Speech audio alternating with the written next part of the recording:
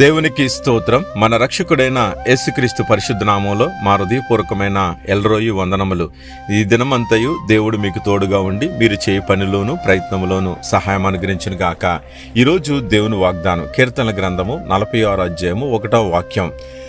ఆయన ఆపత్కాలములో నమ్ముకొనదగిన సహాయకుడు. ప్రియ సహోదరి సహోదరా, ఈ లోకంలో చాలామంది మనుషులు ఉన్నారు, బంధువులు ఉన్నారు, స్నేహితులు ఉన్నారు. కానీ ఆపదొచ్చినప్పుడు అందరూ విడిచి వెళ్ళిపోతారు. ఎంతోమంది ఈ యొక్క అనుభవం కలిగి ఉంటారు.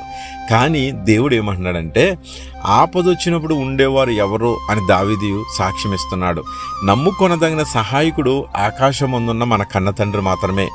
ఆయన దావీదుకు ఆపదొచ్చినప్పుడు అందరూ విడిచి వెళ్ళిపోయారు.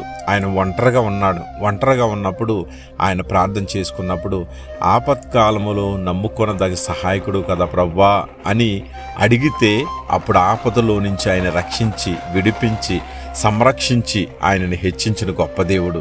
అలాగే యోబు కూడా ఒంటరిగా అయిపోయాడు, అన్నీ కోల్పోయాడు, సమస్తాన్ని విడిచిపెట్టి వెళ్ళిపోయినాయి, ఏది దగ్గర లేదు. ఆ సమయంలో నా దేవుడు నన్ను సృజించాడు, భూమి మీదకు పంపాడు, సమస్తం ఇచ్చాడు, సమస్తము తీసేసుకున్నాడు.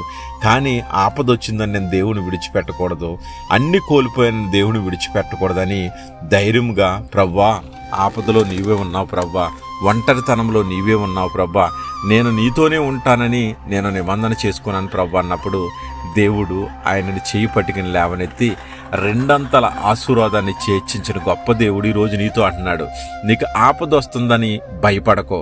ఆపద వచ్చినప్పుడు నేనున్నాను, కానీ ముందు నువ్వు నాతో ఉండు, నాతో నిబంధన చేసుకో, నాతో జీవించు, నిన్ను ఉన్నత స్థానంలో నిలబెడతాడు. అటువంటి కృప దేవుడు నీకు నీ కుటుంబానికి అనుగ్రహించి సమస్త కార్యాల్లో సహాయం అనుగ్రహించి లేవనెత్తి ఆశీర్వదించి నిన్ను నీ బిడ్డల్ని దీవించి ఆశీర్వదించును గాక. ఆమేన్. God bless you.